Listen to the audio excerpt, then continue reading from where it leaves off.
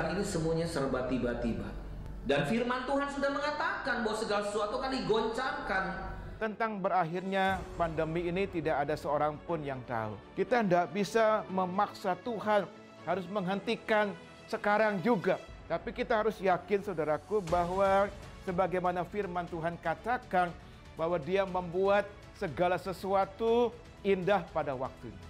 Tuhan mau kita belajar percaya bahwa di tengah-tengah situasi yang sulit, Tuhan adalah Tuhan yang tetap pegang kendali atas kehidupan kita. Apapun keadaan yang terjadi, Tuhan Yesus ada bersama dengan kita. Tuhan yang pernah menolong kita di waktu yang lalu adalah Tuhan yang sama yang menolong kita di hari ini. Hasil akhir bukan di tangan corona.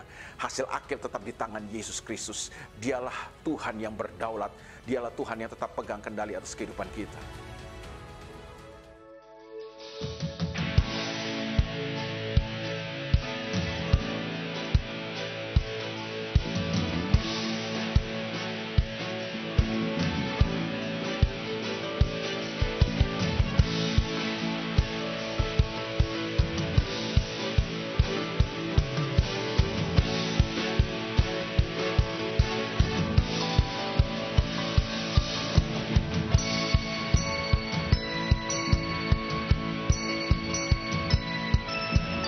Sudah bersuka cita? Ya, mari silakan sudah duduk kembali dan sekarang kita akan melanjutkan. Saya ingin membahas satu peristiwa yang terjadi antara Paulus dengan Barnabas. Ya, peristiwa yang tidak enak. Tampaknya seperti peristiwa itu adalah peristiwa terjadi perselisihan, ya, perbedaan pendapat, kesalahpahaman, sehingga membuat mereka dua itu berpisah, membentuk dua tim. Jadi satu tim itu Paulus dan Barnabas menjadi dua tim sekarang. Yang satu pergi menurut visinya, Paulus pergi sesuai dengan visinya dia ke arah lain. Kemudian yang satu adalah Barnabas juga pergi membawa Markus sebagai pembantunya ke arah menurut visinya. Jadi mereka punya visi sendiri-sendiri. Tapi jangan kita selalu melihat segi yang tidak baik, segi yang perpecahan. Ya, tapi justru ini bukan perpecahan. Ini dianggap satu tim itu bertumbuh menjadi dua tim. Mana lebih baik? Dua tim atau satu tim? Wah, setan satu tim aja, Paulus dan Barnabas itu sudah bingung. Setan menghadapi siasat daripada hamba-hamba Tuhan ini, rasul-rasul Tuhan ini luar biasa. Apalagi sekarang itu tim jadi dua. Ya, ini setan tidak senang dengan itu. Jadi di tengah-tengah hal yang negatif terjadi perselisihan paham, justru itu menjadi diubah, ini rasul-rasul, ini yang harus kita lakukan. Diubah menjadi bukan perpecahan sebenarnya, tapi perpisahan. Jadi dua tim. Ya, dua tim. Yang ini berarti kemenangan buat kita, buat kekristenan. Dua tim itu berarti luar biasa, saudara. Setan sekarang mesti menghadapi dua tim. Tidak gampang dia. Satu tim aja dia bisa kelabakan.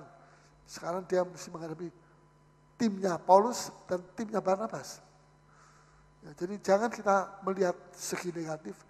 Kita lihat hal-hal negatif terjadi dalam gereja, terus kita mencela, kita cuma bisa ngomel, kita cuma bisa kritik. Ya, jangan, kita mesti ubah itu. Dirubah. Yang jelek itu jadikan itu perpecahan, itu jelek. Kalau perpecahan itu jelek. Tapi jadikan yang jelek itu jadi positif. Yaitu kita jangan lihat negatifnya, kita lihat positifnya. Apa positifnya? Itu tim itu sekarang jadi dua. Dua tim. Yang satu di sini, yang satu di sana.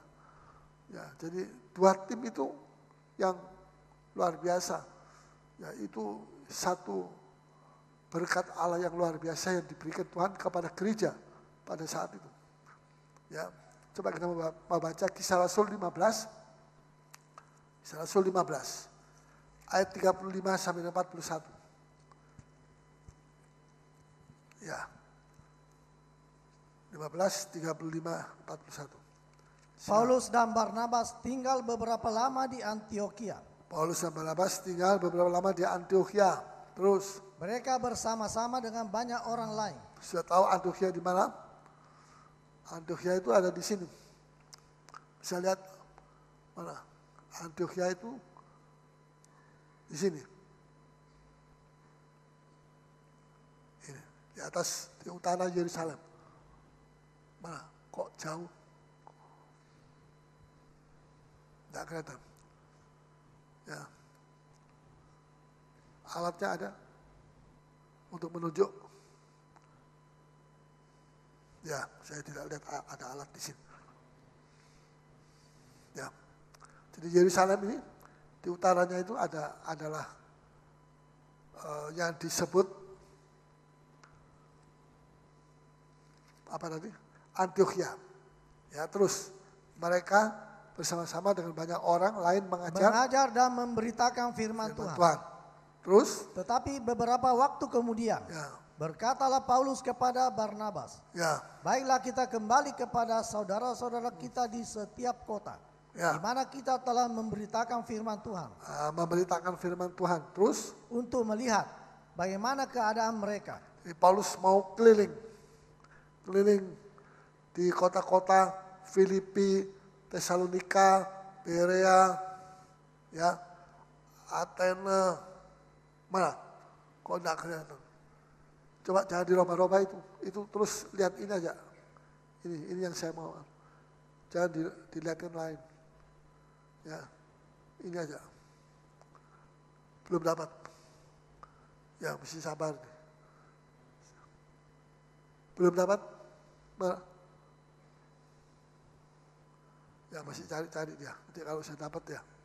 Terus kita baca saja ayat. Barnabas ingin membawa juga Yohanes yang disebut Markus. Yohanes itu adalah Markus yang menulis Injil Markus. Itu masih keponakannya Barnabas. Jadi ada family. Ya, mana? Tidak ada. Terus Tetapi Paulus dengan tegas berkata bahwa tidak baik membawa serta orang yang telah meninggalkan mereka di Pamfilia. Paulus dengan tegas bilang tidak, saya tidak setuju mau bawa. Ya, di sini dia pergi ke Berea.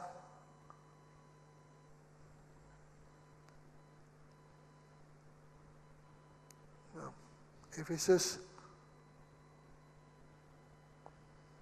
Ya, nggak bisa lihat. Troas. Kok nggak kelihatan. Athena. Nah, sementara masih belum bisa perfect, tidak apa-apa. Coba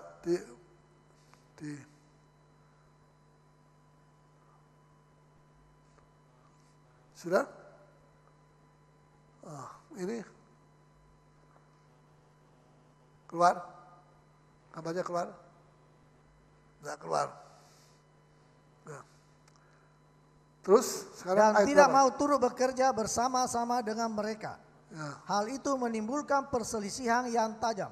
Ya, menimbulkan perselisihan yang tajam antara Paulus dan Barnabas. Terus sehingga mereka berpisah. Ya, Dan Barnabas membawa Markus juga sertanya berlayar ke Siprus. Berlayar ke Siprus. Siprus itu ada di sini. Ini Siprus.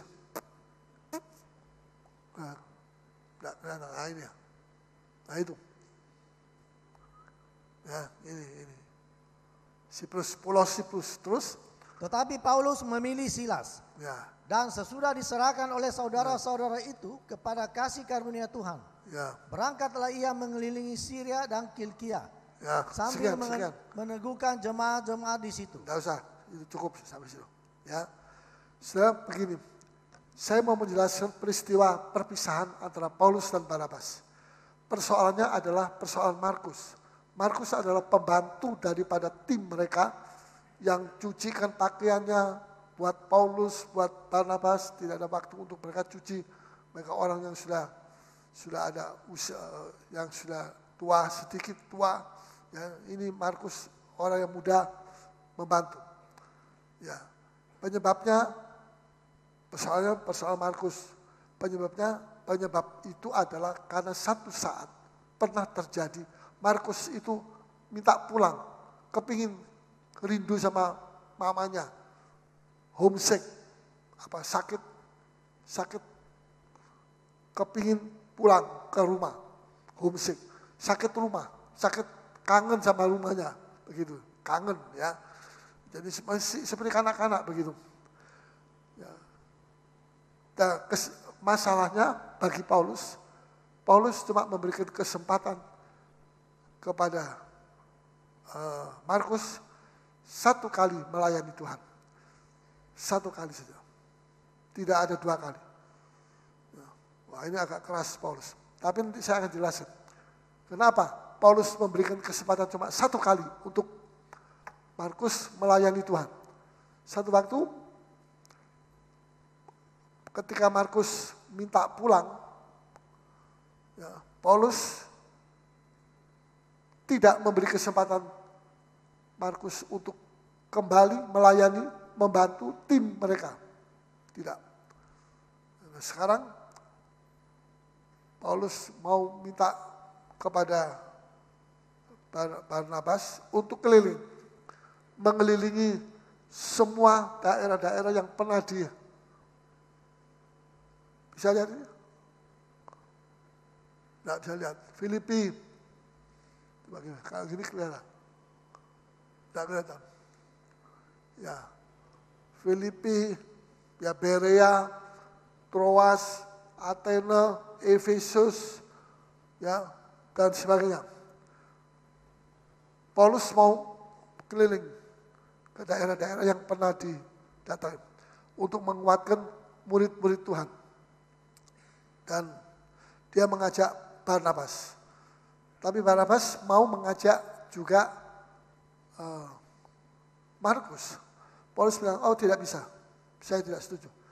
Orang yang meninggalkan kita di tengah jalan, sementara kita berperang, peperangan rohani, kita mengalami banyak masalah, terus dia enak saja pulang ke Yerusalem, karena mau ketemu sama mamanya, mau ini urusan apa saja, tidak bisa dibenarkan, kata Paulus. Dia cuma mementingkan kepentingan diri sendiri, dia tidak memikirkan kepentingan kerajaan sorga. Orang berperang itu penuh dengan penderitaan. Jangan terus dia lepaskan saja begitu, dia mau pulang sendiri. Ya, dia tidak bisa ikut sekarang dengan kami keliling di sini, tidak bisa. Nah, kemudian, tapi Barnabas mau bawa Markus. Paulus bilang tidak, saya tidak mau bawa itu. Orang yang seperti itu tidak bisa dipakai, tidak bisa dipercaya. Ya. Setelah kemudian terjadi perpecahan, tapi bukan perpecahan, pemisahan. Mereka berpisah, dua itu jadi dua tim, dan yang satu pergi menurut panggilannya, yang satu pergi ke lain tempat menurut panggilannya. Ya, tidak ada hal yang negatif, malah jadi positif. Dengan perpecahan ini, pemisahan ini, saya tidak bilang perpecahan, pemisahan ini terjadi hal yang lebih positif untuk pekabaran Injil. Ada dua tim sekarang yang kuat. Nah, iblis lebih ketakutan dia menghadapi salam. Ya, nah, ketika Markus minta pulang, Paulus tidak memberi kesempatan untuk kedua kali dia melayani. Satu kali cukup. Ya, mungkin saudara bertanya, kenapa Rasul Paulus ini terlalu keras? Ya, sikapnya tuh kok begitu disiplinnya tinggi seperti tentara yang dalam peperangan. Ya memang, ya ketahuilah daerah peperangan itu, sudah mesti mengerti, daerah peperangan itu adalah daerah apa? Daerah percobaan. Percobaan, katakan sama-sama. Daerah percobaan. Betul? Tidak. Daerah peperangan itu bukan daerah percobaan. Itu daerah betul-betul, benar-benar peperangan. Mati hidup kita ada di situ. bukan daerah percobaan.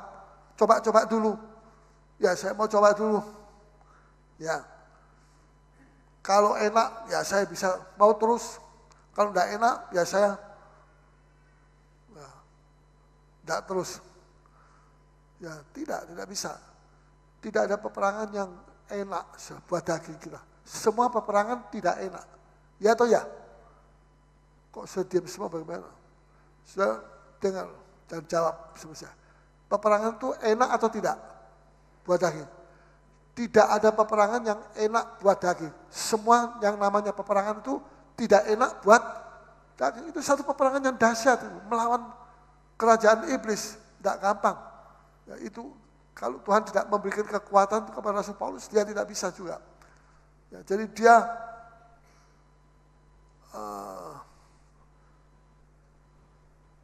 sudah memasuki kancah peperangan. Bukan coba-coba lagi. Bukan percobaan. Saya coba-coba ya, saya mau masuk dalam daerah peperangan, saya mau perang. Kalau saya bisa, ya saya mau terus. Kalau saya tidak bisa, saya kalah, kena tembak, ya saya tidak terus. Tidak bisa, tidak bisa pakai mau coba-coba. Orang yang coba-coba masuk dalam peperangan, ya coba-coba, dikhawatirkan dia tidak bisa terus. Ya. Karena percobaan itu dicoba. Saya coba dulu bagaimana, bisakah atau tidak. Ini bukan percobaan, ini sudah daerah yang benar-benar daerah peperangan. Ya, jadi saudara kita memeriksa selanjutnya. Mengapa Rasul Paulus begitu keras mendisiplin orang? Karena dia sendiri mendisiplin diri sendiri. Di dalam 1 Korintus 9 ayat 25 sampai 27, dia begitu menguasai seluruh tubuhnya, dagingnya, dia kuasai. Dia tidak menuruti maunya kedagingan. Ya. Dan coba kita baca 1 Korintus 9 ayat 25 sampai 27. Di sini kita lihat nanti 1 Korintus pasal 9 ayat 25. Tiap-tiap orang yang turut mengambil bagian dalam pertandingan, ya, menguasai dirinya dalam segala hal. Menguasai diri dalam segala hal. Ini kita mesti bisa menguasai diri. Kalau kita tidak bisa menguasai emosi kita tidak bisa menguasai lidah kita, ngomong nerocos, ya. Kalau dalam merapat jangan terlalu banyak omong. Kalau dalam merapat sudah banyak omong, sudah banyak salah. Sudah banyak salah, banyak dihukum nanti. Karena orang yang tidak salah dalam perkataan itu orang yang sempurna. Tapi kalau kita banyak ngomong salah, kita dihukum sama Tuhan. Sebab itu cirinya orang yang sempurna itu orang yang tidak pernah berbuat salah dengan lidahnya, dengan perkataannya. Ya. Jadi ada baiknya kalau kita lebih banyak diam daripada banyak bicara. Apalagi dalam rapat-rapat, wah seperti itu sangat riskan sekali kalau kita terlalu banyak bicara. Ya. Nah di sini dikatakan dia menguasai segala sesuatu, termasuk menguasai emosi, termasuk menguasai perkataan lidahnya, menguasai macam-macam, ya nafsunya. Terus mereka berbuat demikian, ya, untuk memperoleh suatu mahkota yang fana. Ya, terus tetapi kita untuk memperoleh suatu mahkota yang abadi. Ayat 26. Sebab itu aku tidak berlari tanpa tujuan. Ya, aku tidak berlari tanpa tujuan. Lari sini sana tapi tidak tahu, tidak punya tujuan.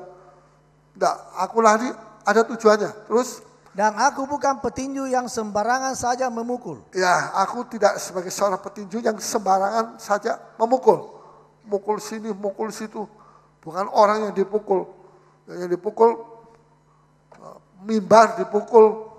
Ya, nanti ada apa lagi dipukul.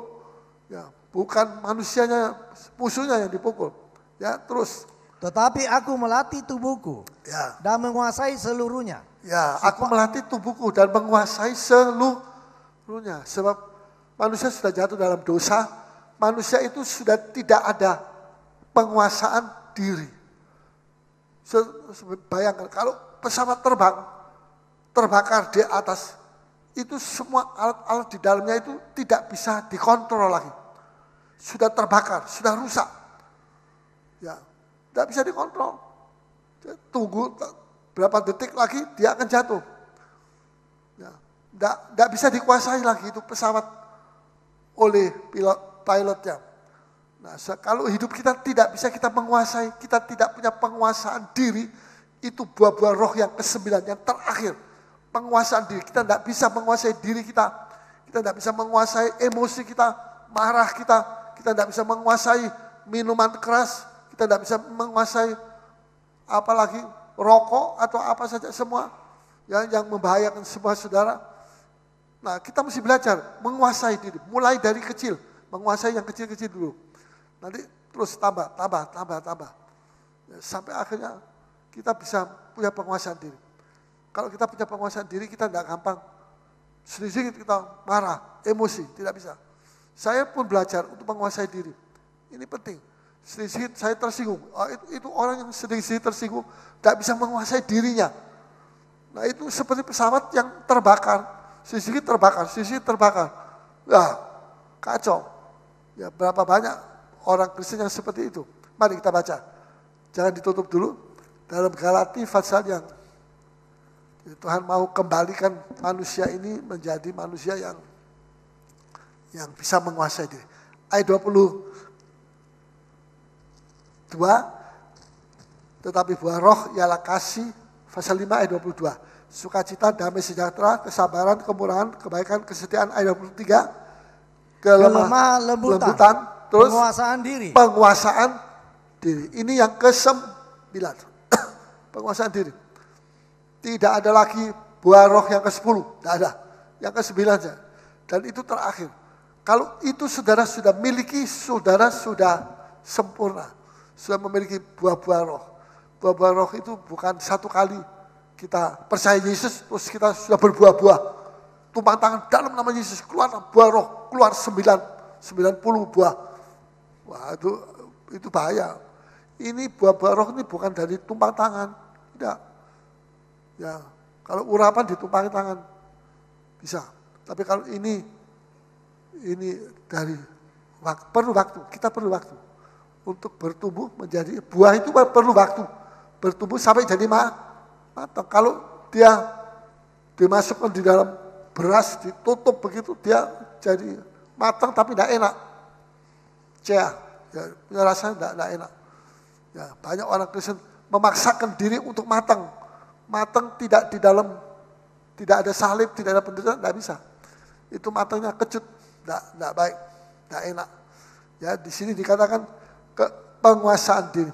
Tidak ada hukum yang menentang hal itu. Ya, jadi saudara perhatikan, saudara perlu penguasaan diri. Ya, penguasaan diri. Orang yang penguasaan diri itu orang yang kuat. Orang yang sedikit marah itu orang yang lemah. Ya, sedikit dia marah, itu lemah. Ya, coba tadi 1 Korintus pasal 9 sudah selesai. Ayat 27. Tetapi aku melatih tubuhku dan menguasainya seluruhnya, supaya sesudah memberitakan Injil kepada orang lain, jangan aku sendiri ditolak. Ya. Jadi di sini kita lihat Rasul Paulus memberi contoh. Mendisiplin, dia tidak cuma mendisiplin orang lain. Markus dia disiplin.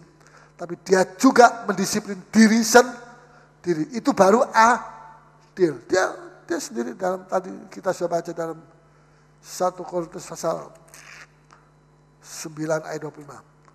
Dan dia mendisiplin diri sendiri. Ini saya minta perhatian saudara.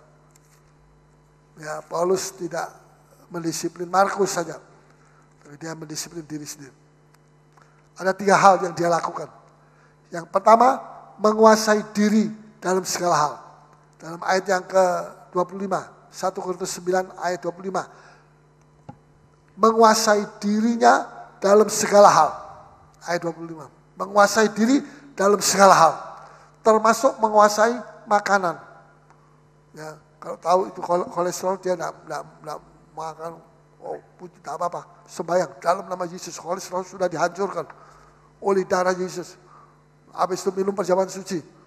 Katanya, kenapa habis makan kok minum perjamuan suci? Itu kolesterol akan dihancurkan oleh perjamuan suci.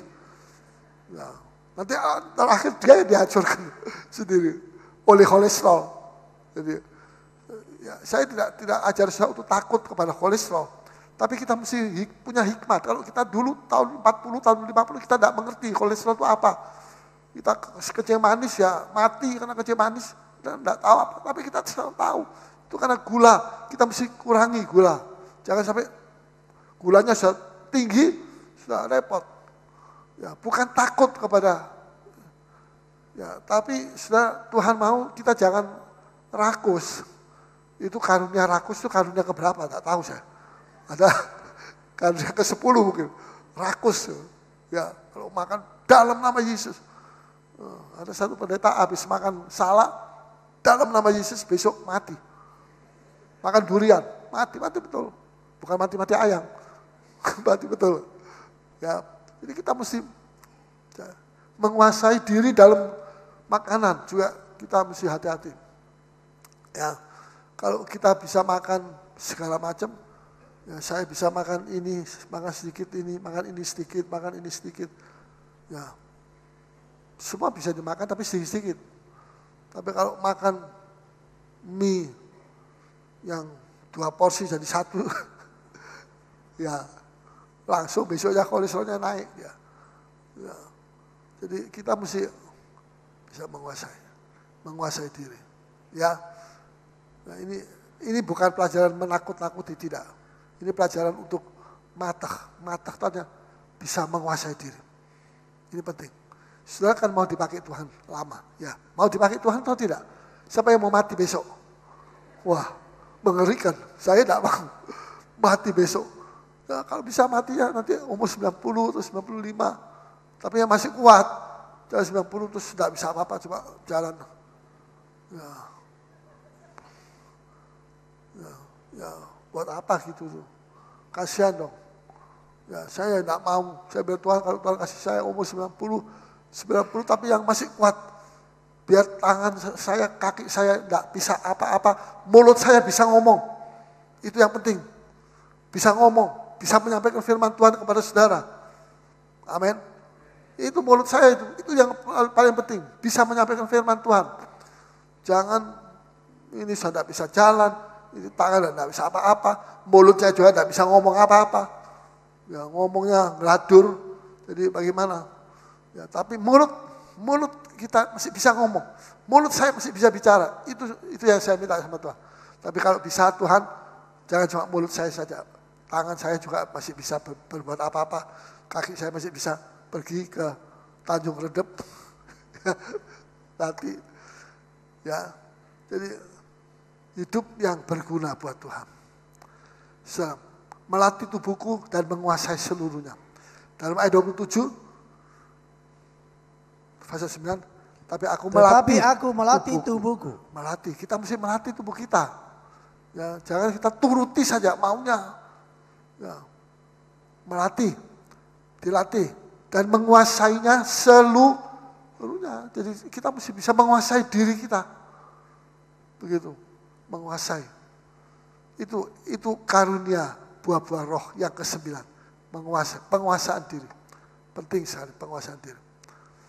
Ya, saudara, kesimpulannya, Rasul Paulus tidak salah dalam sikap tegasnya. Ya, apakah dengan menjadi tentara kerajaan sorga, bolehkah orang itu kurang disiplin? Karena dia jadi tentara kerajaan sorga, katanya tentara sorga. Jadi bukan sorga di dunia, di sorga masih nanti itu. Maka dia boleh sekarang ini kurang disiplin dibanding dengan menjadi tentara dari sebuah negara di bumi. Ya, kalau dia dari tentara Amerika, dia mesti disiplin sekali, tidak bisa main-main. Tapi ini saya kan baru tentara kerajaan sorga. Kerajaan sorganya belum turun, belum lihat, belum tahu. Yesusnya bagaimana, belum tahu. Jadi ya, gampanglah nanti. Itu lain kali masih baru dinyatakan itu kerajaan sorga. Masih bisa kurang disiplin dibanding dengan menjadi tentara kerajaan Inggris atau kerajaan atau Amerika. Nah, itu kerajaan yang sudah betul-betul tuh kelihatan. Dia perang, dia mesti perang dengan sungguh-sungguh. Jadi mesti lebih disiplin dibanding ketimbang jadi tentara kerajaan sorga. Oh tidak. Paulus tidak bilang karena kamu jadi tentara sorga, prajurit sorga, kamu kurangi disiplinmu. Nah, mesti tetap disiplin. Ya, sebab daerah peperangan itu bukan daerah coba katakan sama-sama. Daerah peperangan itu bukan daerah coba lagi saya. Bukan daerah coba-coba. Saya mau coba dulu. Bagaimana saya bisa atau tidak? Oh, jangan. Sudah, tidak boleh coba-coba. Itu daerah peperangan, itu daerah yang betul-betul kita berperang. Ya. Tapi Barnabas juga tidak salah dengan sifat yang sabarnya dan lemah lembutnya. Dia orangnya lebih sabar dan lebih lemah lembut daripada Paulus. Paulus orangnya keras kan. Nah, tapi dia keras juga terhadap dirinya. Tidak cuma keras terhadap orang lain, tapi dirinya memaafkan diri. Selalu dimaafkan. Ya, setiap kali makan es krim dimaafkan. Ya kalau 1-2 kali dimaafkan tidak apa-apa. Tapi kalau tiap hari, maafkan Tuhan, saya makan es krim. Saya ini choir, tidak keluar suara saya.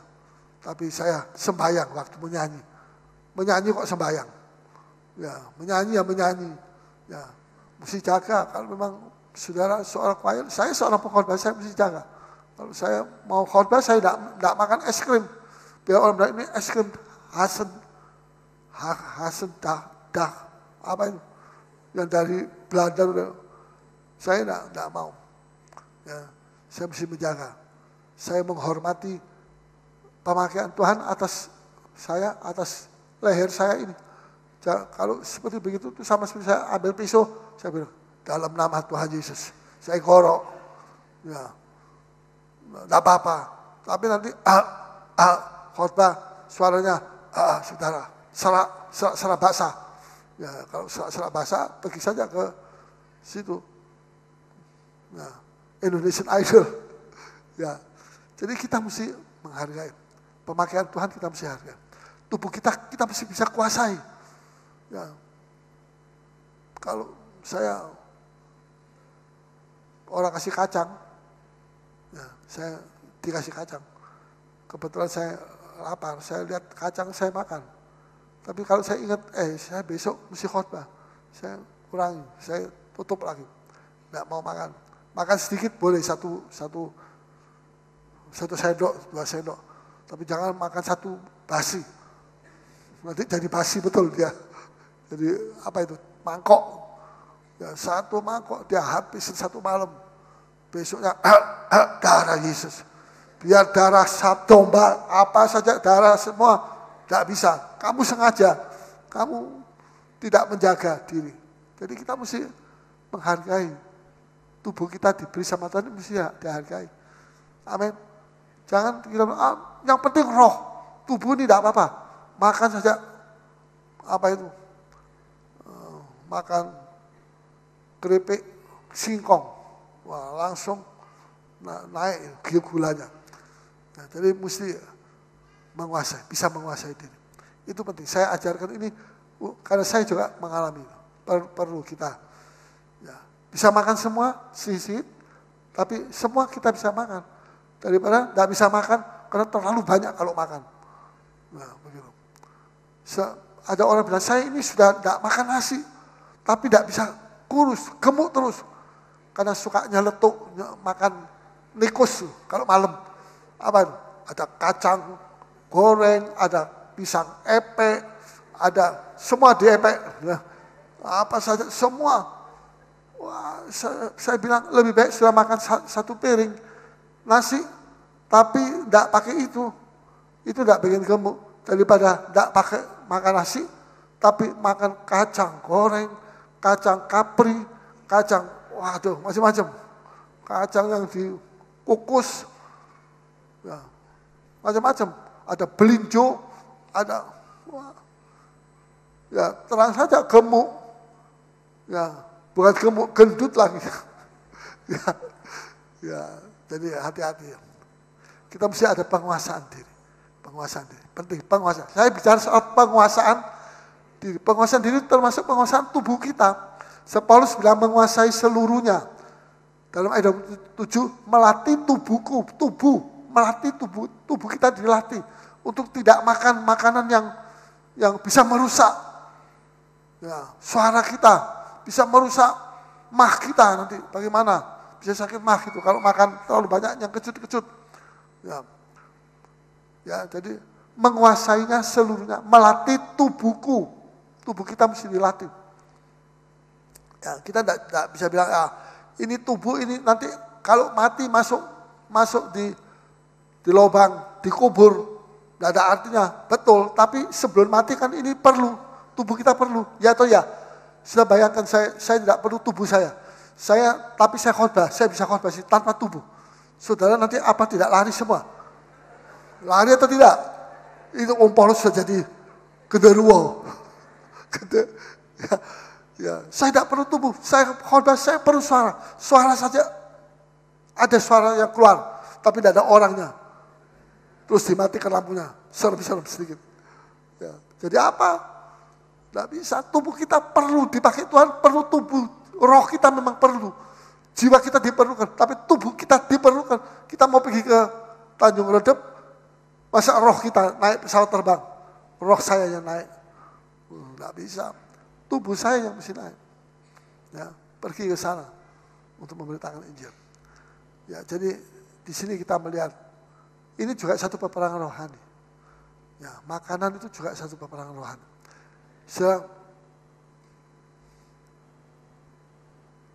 Nah, satu pertanyaan, mengapa tahu Rut, ya mantunya Naomi, sekali maju,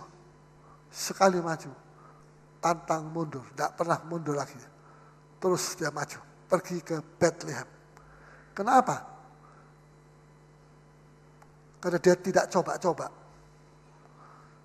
Dia tidak setengah hati. Ya saya ini mau coba-coba, mau lihat dulu, mau lihat keadaan di Bethlehem bagaimana, saya cocok atau tidak. Kalau tidak saya kembali lagi ke Moab sini. Tapi kalau saya cocok ya saya tidak kembali. Ya. Tapi Rut tidak begitu. Rut sudah mengambil keputusan akhir. Waktu dia diceritai sama Naomi macam-macam untuk melemahkan dia. Jangan kamu pergi Rut, kamu enggak, nanti kamu di sana tidak ada yang mau kawini kamu. Ya, susah, hidup di sana susah. Tapi Rut sudah mengambil tekad yang bulat. Jadi tidak goyah, dia tidak goyah. Dia bilang, kemana engkau pergi, ke situ aku pergi. Di mana engkau tidur, di situ aku tidur. Di mana engkau mati, di situ aku mati. Allahmu itu Allahku. Ya, waktu saya keliling Indonesia, pertama saya dipanggil jadi hamba Tuhan, saya dapat ayat itu dalam Rut pasal 1. Kemana engkau pergi, ke situ aku pergi. Itu saya dengung-dengung terus. Itu di Surabaya, di Lemah Putra itu, gereja itu terbakar. Ya, banyak orang muda kemudian tahun depannya masuk soal Alkitab. Ya, kemana engkau pergi, ke situ aku pergi. Allahmu itu Allahku. Ya. Dan di mana engkau mati, di situ aku mati. Luar biasa. Tidak pernah kembali. Ya, banyak orang mengatakan Paulus kembali pegang jemaat di satu kota. Jangan jalan terus begini. Tidak baik. Saya bilang, saya belum selesai keliling Indonesia.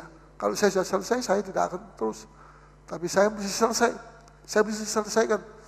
Ya, sebab kan apa? Motto saya adalah kemana engkau pergi, ke situ aku pergi. Kemana Yesus pergi, ke situ aku pergi. Jadi saya mengikut Yesus, bukan bukan mengikut berkat. Ya. Jadi, tapi Orpa, dia coba-coba. Ya, saya coba-coba, saya mau lihat keadaan lebih dulu di Bethlehem bagaimana, apa saya bisa cocok ke sana, tinggal di sana. Tapi ketika dia belum sampai di Bethlehem, di tengah jalan dia kena rayuan gombal dari Naomi. Ya, dia jadi goyah. Nah, kalau begitu aku pulang. Dia merasa tidak salah pulang karena dia dinasehati oleh penasehat orang tua yang tidak betul. Ya, nasihat yang merusak. Dia jadi goyah. Dia, kalau begitu saya mau kembali.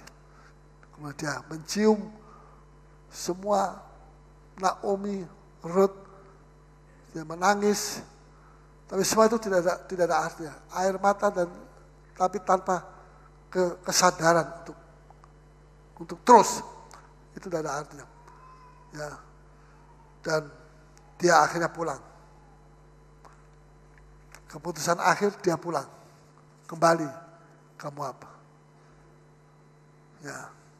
Jadi kita sebelum kita memasuki daerah peperangan, kita harus dilengkapi dengan kerelaan hati, dengan semangat juang yang ya. Jangan coba-coba untuk maju perang. Artinya kalau mau perang, jangan coba-coba. Maksudnya itu begitu. Kalau sudah mau perang, perang dengan sungguh-sungguh. Bersama Tuhan. Segenap hati saudara serahkan sama Tuhan. Tuhan, saya mati hidup. Seperti Naomi, Ruth bilang, mati, bila aku mesti mati, aku akan mati. Itu Esther. Lain lagi, ini semua wanita-wanita yang dahsyat. Bukan pria, wanita. Ya, Esther bilang, bila perlu aku mesti mati, aku akan mati. Ini luar biasa. Jangan saya anggap orang wanita itu kalah sama orang laki. Kadang-kadang orang wanita itu lebih dahsyat daripada orang laki. Ya, orang lakinya ketakutan tapi Esther tidak. Nah, dan ini Ruth juga. Dia bilang, di mana engkau mati, di situ aku mau mati. Dia berkata kepada mertuanya. Ya. Jadi, mari kita mau baca. Kita ini berhutang. Hutang apa? Hutang uang. Kalau hutang uang, kita mesti bayar dengan uang. Kalau kita hutang dosa, Tuhan Yesus sudah bayar hutang kita. Dosa kita sudah dibayar. Kalau kita hutang kesaksian, kita mesti bayar dengan kesaksian. Coba kita baca. Roma 1 ayat 14. Roma 1. Ya, Roma 1 ayat 14. Aku berhutang baik kepada orang Yunani. Ya, aku berhutang baik kepada orang Yunani. Ada kepada orang yang bukan orang Yahudi. Dia berhutang kepada orang, dia dipanggil bukan di tengah-tengah orang Yahudi. Dia dipanggil di tengah-tengah orang kafir. Orang Yunani. Terus? Maupun kepada orang bukan Yunani. Ya. Baik kepada juga kepada orang non-Yahudi, non-Yunani. Jadi aku dipanggil kepada orang Yunani dan non-Yunani. Non-Yunani itu adalah bangsa-bangsa yang lain, termasuk bangsa Yahudi. Terus? Baik kepada orang terpelajar, ya, maupun kepada orang tidak terpelajar. Kita ada yang dipanggil untuk orang-orang yang terpelajar, mahasiswa-mahasiswa. Itu kita mesti juga menjangkau. Dan juga orang yang tidak terpelajar. Ya, jadi di sini kita melihat kita ini punya panggilan. Puji Tuhan. Contoh, ya. Ada jiwa baru datang ke gereja. Ini soal kesaksian. Kita berhutang kesaksian. Jadi kita mesti bayar dengan kesaksian. Kita mesti bayar. Kalau kita tidak bayar, kita tidak bersaksi, kita tidak bayar kesaksian kita. Utang kesaksian itu menumpuk. Tidak pernah kita bayar. Bagaimana cara bayar? Bayar dengan duit? Tidak. Kita mesti bersaksi. Apa yang kita alami itu kita mesti saksikan. Jangan kita diam. Ya. Nah, ada jiwa baru datang. Jiwa baru ini dia ketemu sama saya. Dia bilang, Pak Pendeta, orang pertama yang mengajak saya pergi ke gereja sini. Saya tolak, saya tidak mau. Kemudian ada orang kedua datang ke rumah saya, mau mengajak saya pergi ke gereja sini, gereja Petra. Saya tetap tidak mau. Orang ketiga mengajak saya pergi ke gereja Petra. Dia cerita macam-macam. Saya bilang tidak, saya tidak mau. Orang keempat sekarang yang datang, ajak saya mau. Sekarang saya datang dengan dia. Ini orang keempat. 4 orang yang ngajak dia, baru dia pergi. Saya tanya, apakah 3 orang yang pertama ini tidak ada upah, tidak dapat upah? Sebenarnya tidak berhasil membawa orang ini ke gereja. Hanya orang yang keempat yang berhasil membawa dia ke gereja. 3 orang ini tidak berhasil, tidak ada upah untuk 3 orang. Betul? Betul? Nah, ada yang bilang tidak, tapi gini. Ya, tidak. Semua 4 orang ini dapat upah. Karena 4 orang ini semua punya panggilan masing-masing. Yang pertama terpanggil, tugasnya dia itu seperti mencangkuli tanah hati yang keras. Tanahnya itu seperti semen, bro. Gak bisa, ini mesti dicangkul ini. Ya. Orang kedua tugasnya mencungkili batu-batu yang ada di dalam batu besar-besar itu. Itu dicungkil, dikeluarkan. Orang ketiga tugasnya mengairi, membuat gembur. Tanahnya mesti gembur, jangan keras. Kalau keras tidak bisa ditanam. Dan orang yang keempat ini menanam benih, mengairi dan menanam benih. Dan memetik buah. Dia yang memetik buah. Apakah cuma yang memetik buah saja yang dapat buah, dapat pahala? Tidak. Yang pertama itu yang setengah mati itu kerjanya dia cungkil batu-batu. Itu juga dapat, saudara. Kalau tidak, bisakah saudara tanam benih yang baik di dalam tanah yang berbatu-batu? Tidak bisa. Betul? Bisakah saudara menanam benih yang baik di tanah yang seperti semen? Kerasnya seperti semen? Tidak bisa. Saudara mesti berterima kasih kepada orang. Karena itu Yesus berkata, aku panggil kamu datang untuk menuai apa yang kau tidak kerjakan. Kau tidak menanam. Orang lain yang menanam. Kau datang cuma menuai. Tapi yang menanam dan menuai dua-dua suka cita. Bukan karena saya ini cuma menanam, saya tidak menuai buah. Saya tidak ada sukacita. Semua ada sukacita. Tadi kita baca. Dalam Yohanes 4 ayat 36 sampai dengan 38. Jelas di sini kita lihat. Ya, jadi jangan sudah takut ada pahala masing-masing. Kata Yesus kepada mereka, ya, makananku ialah melakukan kehendak Dia yang mengutus aku. Ya, terus. Dan menyelesaikan pekerjaannya. Ya. Bukankah kamu mengatakan, 4 bulan lagi tibalah musim menuai? Ya. Tetapi aku berkata kepadamu, lihatlah sekelilingmu dan pandanglah ladang-ladang yang sudah menguning dan matang untuk dituai. Ayat berapa? 36. 36. Penabur dan penuai sama-sama. Sekarang coba. Sekarang juga penuai telah menerima upahnya. Ya. Dan ia mengumpulkan buah untuk hidup yang kekal. Sehingga penabur dan penuai sama-sama bersuka cita. Saudara datang menuai, tapi saudara tidak menabur. Sudah setengah mati itu orang menabur. Nah, saudara datang menuai, makan. Satu buahnya dimakan, tengah jalan. Enak, penuai. Tapi Tuhan lihat hati. walaupun penabur itu kerjanya setengah mati,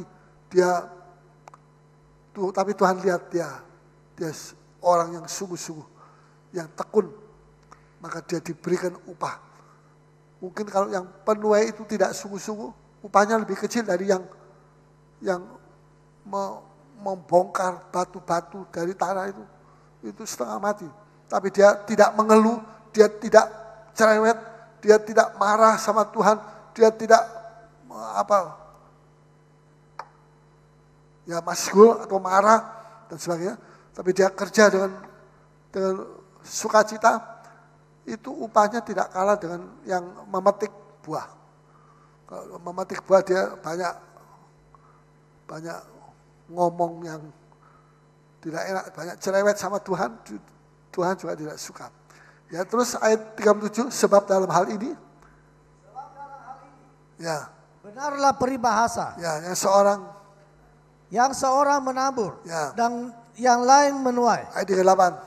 Aku mengutus kamu, ya, untuk menuai apa yang tidak kamu usahakan. Apa yang kamu tidak usahakan, itu aku utus kamu sekarang. Kamu tuai jiwa-jiwa ini, tuai sekarang.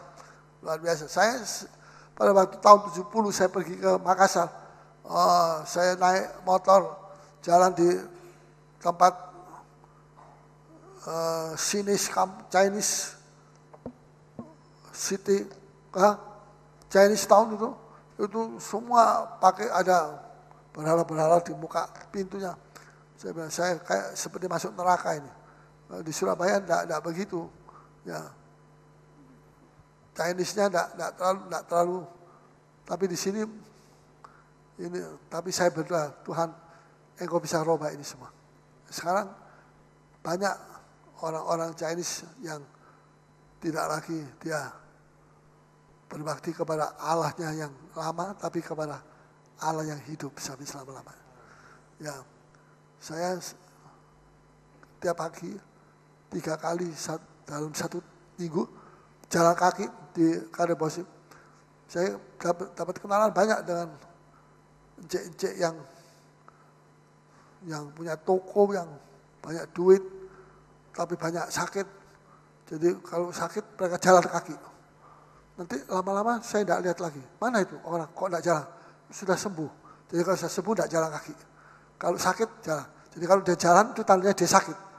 Kalau dia sudah kelihatan tandanya dia sudah sembuh. Tapi nanti kambuh lagi, kolesterolnya naik lagi, makanannya tidak terkontrol, jalan kaki lagi, kolesterolnya turun lagi, baru nanti tidak jalan lagi. Ya, tapi satu hal, mereka cari sesuatu yang mereka tidak mendapatkan, yaitu Yesus yang bisa memberi. Ya, hanya banyak orang masih keras hati, tapi tidak apa-apa. Ada waktunya, semua ada waktunya. Itu masa matangnya kan ada waktunya.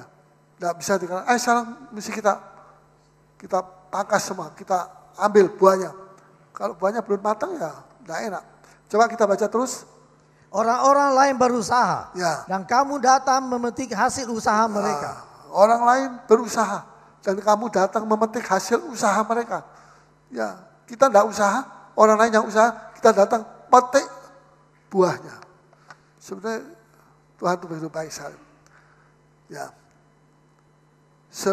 ini sama dengan kisah dalam Markus pasal 2 ayat 1. Markus 2 itu ada 4 orang yang angkat orang lumpuh. Kemudian waktu dia mau memasukkan orang lumpuh itu di dalam rumah daripada Tuhan Yesus, tidak bisa masuk. Mereka naik loteng, mereka pecahkan, mereka turunkan Yesus, orang yang lumpuh itu, dan Tuhan sembuhkan. Siapa yang dapat pahala? Siapa? 4 orang ini yang ngusung atau cuma 1-2? 4 orang, semua. Mereka semua punya pekerjaan, punya panggilan. Dan mereka mengangkat dengan sungguh-sungguh. Ya, jadi saudara, ada satu lagi. Saudara, ada seorang A namanya. A ini merasa terpanggil pergi ke Vietnam. Dia mau kerja buat Tuhan di Vietnam. Dia mau menginjil di orang Vietnam. Ya, dia setelah selesai sekolah Alkitab, dia pergi ke sana. Tapi dia tidak punya duit. Terus diumumkan di jemaat, siapa yang mau tidak punya panggilan atau punya panggilan ke Vietnam tapi tidak bisa karena ada usaha dan sebagainya, tidak bisa tinggalkan. Tapi dia punya uang. Kalau dia mau korbankan uang tiap tahun berapa biayanya itu, tiap tahun nanti tentu dengan semua keuangan itu diperiksa. Ya, tiap tahun orang itu pulang dari Vietnam datang sini, dia memberi pertanggung jawab berapa juta, ya, rumah, bangun gereja dan sebagainya. Ada orang, saya akan support dengan keuangan. Saya tidak bisa pergi ke sana, tapi uang saya bisa pergi ke sana. Terus diketemukan, dikasih syarat-syaratnya begini. Ya, jadi orang itu pergi dengan uang dari si B ini. Nah, si B mau pergi ke sana tapi tidak bisa. Banyak ada usaha. Kita tidak bisa pergi ke Afrika, tapi uang kita bisa pergi ke Afrika. Siapa di sini yang mau pergi ke Afrika? Pak Yudi mau ke Afrika? Nah, siapa? Pak ini? Pak siapa namanya? Nah, Lubuat. Lubuat. Ya, atau Pak Heki Laudi. Ya, ini baru dari RRT. Mungkin nanti bisa dipanggil di RRT sana. Jadi hamba Tuhan di sana. Ya, jadi bisa dengan uang kita juga kita pakai untuk kita tidak pergi ke sana tapi uang kita yang pergi. Ya, pokoknya dengan segala cara Tuhan mau memakai kita. Ya, dan ini panggilan yang luar biasa. Ya, saudara, saya tidak mengerti. Ini terakhir. Saya tidak mengerti kenapa saya ini kok tidak boleh pergi ke Merauke. Setelah saya pergi ke Manado, tadinya saya terus mau pergi ke Merauke. Itu yang paling akhir di Indonesia Timur. Tuhan tidak. Kamu pergi ke Kalimantan, ke Tanjung Redep.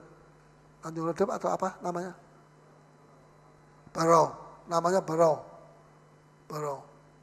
Ya. Tapi saya mau sedikit memaksa. Saya mau pergi ke Merauke. Tapi Tuhan bilang, kalau kamu Paulus mau pergi ke Merauke silakan. Kamu boleh atur semua. Kamu boleh benahi semua.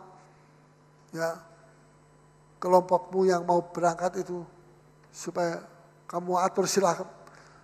Tapi kamu boleh atur semua di luar aku, ada tanpa aku. Aku tidak ikut. Nah, saya pikir, wah ini celaka ini. Kalau Tuhan tidak ikut, saya sendirian pergi ke sana. Saya bilang, Tuhan saya minta ampun lebih dulu. Saya minta ampun. Saya minta ampun. Tuhan saya minta ampun. Saya ini sudah kurang ajar sama Tuhan. Mungkin begitu ya, sudah kurang ajar. Saya ini tidak memperhatikan kehendak Tuhan. Saya mau pergi sendiri menurut kehendak saya. Saya pikir di Merauke itu banyak jiwa. Tuhan bilang, aku tidak lihat jiwa. Aku punya kehendak, rencanaku di Tanjung Redep. Itu rencanaku. Ya. Dan saya bilang, Tuhan, saya minta ampun. Kalau ini bukan kehendak Tuhan, saya pergi ke Merauke, saya batalkan. Kalau Tuhan tidak ikut sama saya pergi ke satu tempat, saya batalkan semua. Tidak jadi, semua. Sebab siapa saya? Saya ini orang biasa. Saya disuruh memimpin mission trip. Wah, siapa saya untuk bisa memimpin mission trip? Saya tidak bisa. Saya tidak mampu. Saya minta kalau Tuhan utus saya, Tuhan ikut sama saya. Dan saya batalkan itu. Merauke. Kemudian baru Tuhan menemui saya. Ya. Baru saya diyakinkan. Kita berangkat. Setelah minggu lalu, saya itu dikasih firman yang sedikit lain. Yaitu dalam Kisah Rasul, coba kita baca. Ini saya mau saksi. Tentang Paulus, pasal 16, Kisah Rasul 16. Ya. 16 ayat yang ke-6. Paulus dicegah tidak boleh memberitakan Injil di Asia kecil. Itu daerah Turki sana. Mereka melintasi tanah Frigia dan tanah Galatia. Ya, melintasi. Enggak menjelajahi, enggak, melintasi saja, melintasi. Terus karena Roh Kudus mencegah mereka untuk memberitakan Injil di Asia. Mencegah mereka untuk memberitakan Injil di Asia kecil. Ini bukan Asia. Asia berarti sampai Tiongkok dan sebagainya. Itu belum dikenal. Zaman ini belum. Asia kecil itulah Turki situ. Gitu. Ya. Nah, terus dan setibanya di Misia, mereka mencoba masuk ke daerah Bitinia. Misia itu di mana? Ini Misia. Kelihatan? Coba mana? Misia. Ini.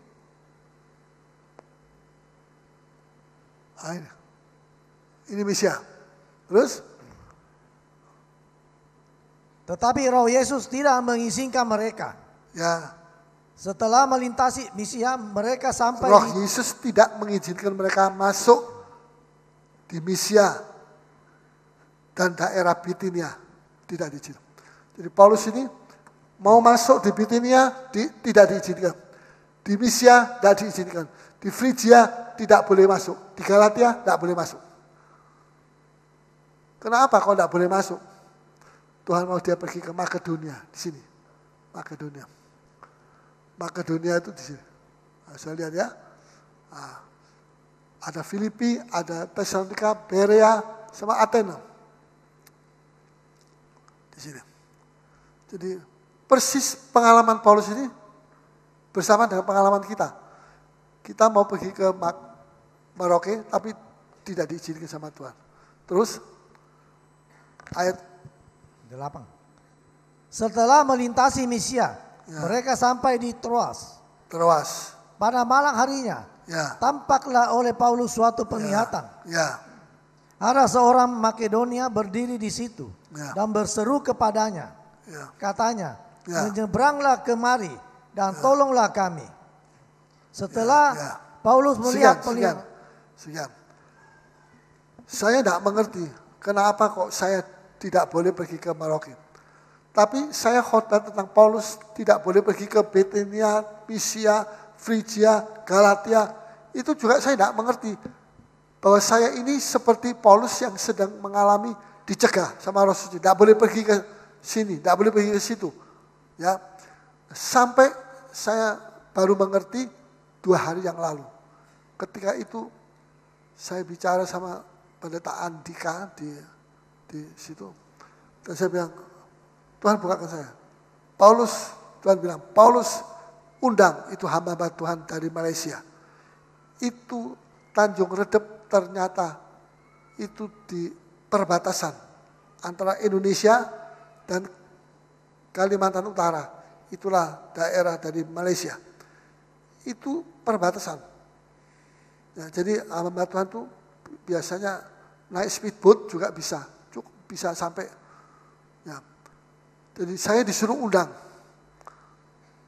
Baru saya ngerti, oh Tuhan.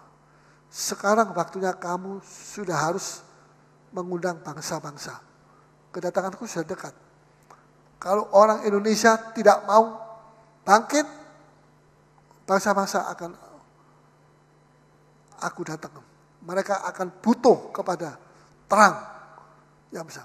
Wah, waktu saya dengar itu, saya punya bulu kuduk seperti naik saya. Ini satu tugas yang tidak mudah.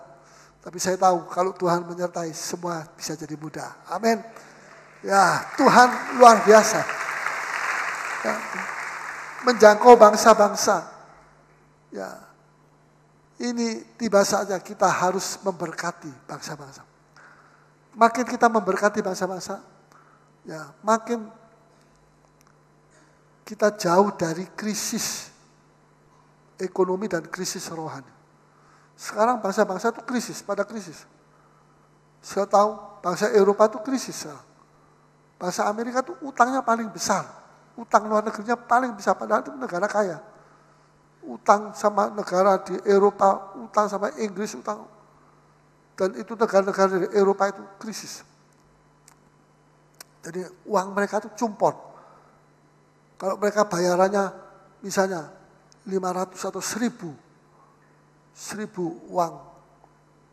uang sana ya, itu cukup untuk mereka sendiri. Makanya mereka tidak bisa bikin seperti kita mau bikin KKR, mau bikin, tidak bisa. Waktu dari sini Indonesia pergi ke Belanda, mau bikin KKR di Belanda, ada beberapa saudara yang rumahnya di Indonesia ini dibuka untuk orang-orang Belanda itu tinggal, dikasih makan gratis, mandi gratis, semua gratis. Tapi waktu sekarang kita mau pergi ke Belanda, mereka seperti takut, nggak kelihatan, ketemu, lihat lain. Kenapa kok begitu? Takut, nggak berani terima saudara. Karena kalau terima itu uangnya itu cumpon, nggak tahu itu karena kursnya. Jadi kalau makannya itu bisa habis uang untuk kasih makan tamu-tamu kita dari Indonesia. Kalau kita dari Indonesia makan ya mau makan apa saja bisa, ya atau ya? Mau makan paniki, mau makan apa? Kita di Indonesia ini aduh luar biasa diberkati. Negara yang katanya tidak maju, negara yang banyak korupsi, tapi berkat Tuhan ada atas orang-orang percaya, orang-orang Kristen diberkati sama Tuhan. Sebab itu jangan saudara apa itu namanya kikir. Aduh saudara, kalau kikir saudara akan kena itu kutuknya kikir itu sekarang ada pada negara-negara Barat. Orang kikir itu tidak diberkati. Tapi kalau sudah mau memberi, apalagi bukan ini untuk hadiah apa itu Desember, 25 Desember. Tapi ini untuk misi, untuk firman. Supaya firman Tuhan itu bisa didengar. Orang Malaysia perlu firman Tuhan. Ya, saya tahu mereka masih dangkal di sana. Mereka perlu dengar firman Tuhan dari kita. Kita ini sudah diubek-ubek sama Tuhan dengan macam-macam percobaan. Dan kita yakin Tuhan beserta dengan kita. Tuhan memberkati kita. Sampai hari ini Tuhan memberkati kita terus. Diberkati. Luar biasa.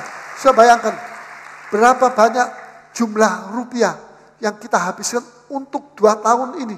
Keliling-keliling Indonesia. Banyak sih. Tapi Tuhan itu sampai diturunkan itu apa itu?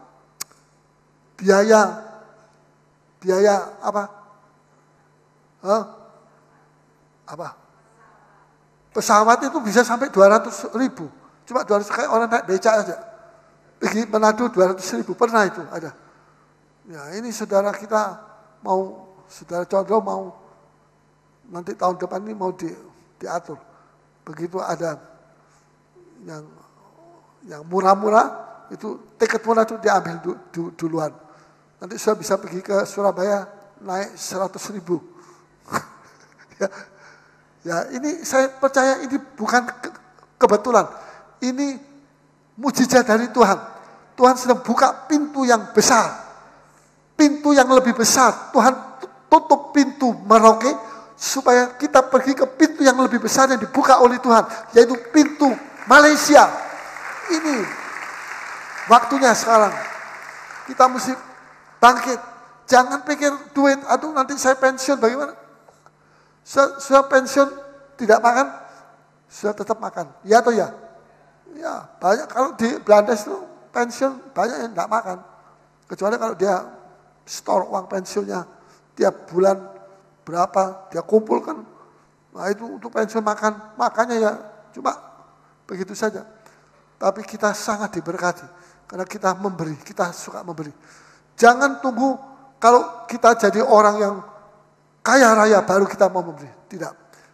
Beri apa adanya, saudara. Ya, saudara kalau sudah bisa memberi itu bukan karena saudara kaya. Karena saudara punya uang, tidak. Saudara bisa memberi karena saudara menerima kasih karunia dari Tuhan. Kalau saudara tidak dapat kasih karunia dari Tuhan, saudara biar punya uang, saudara tidak bisa memberikan uang saudara kepada Tuhan. Itu kasih karunia Tuhan yang membuat saudara bisa memberi. Amin. Dan saudara akan diberkati secara luar biasa. Tidak usah pikir tentang ini biaya gedung ini nanti akan ke belakang. Sampai di parkir itu belakang itu di Batu Putih itu akan dijadikan seperti ini. Terus ke belakang. Podiumnya di tengah sini. Jadi kita lihat setengah lingkaran. Tidak usah kita pikir-pikir, ini biaya dari mana. Lihat ini biaya berapa miliar. Waktu membentuk gedung yang separuhnya ini aja. Tuhan kasih. Kita tidak minta ke luar negeri. Bikin malu kalau kita minta luar negeri. Tuhan itu, kita ini anak raja. Tuhan raja kita. Tuhan memberikan kepada kita setiap sen yang kita perlukan. Luar biasa. Dan ini namanya, lagi-lagi saya lihat spektakuler. Ini spektakuler. Saya seperti waktu pengurapan di Toraja, itu waktu mau pengurapan baru saya sadar. Saya bilang sama istri saya digerakkan Tuhan, belikan itu minyak, cari minyak sarang. Mereka cari, dapat. Begitu saya duduk di muka, datang di tempat kebaktian, baru Tuhan kasih. Ini sekarang juga begitu, Malaysia. Ya, mana ada orang baru mau pergi 2 minggu lagi, baru ingat Malaysia. Tapi Tuhan tuh akan kerja secara spektakuler. Itu namanya Roh Kudus, itu roh spektakuler. Amin. Tuhan itu dahsyat. Mari kita bangkit berdiri semakin kepada Tuhan. Ya, saya bersyukur bahwa saya diizinkan untuk mengalami firman Tuhan. Jadi kalau saya gembalanya mengalami, saudara juga jemaatnya turut mengalami. Jadi kita mengalami firman-firman ini tidak teori, tapi firman-firman ini kita alami. Sekarang kita sedang mengalami. Seperti Paulus, dia dicegah oleh Roh Kudus, ya. Dan kemudian setelah itu, sekarang Tuhan bukakan pintu. Seperti Tuhan buka pintu Makedonia, mari kita sekarang datang kepada Tuhan.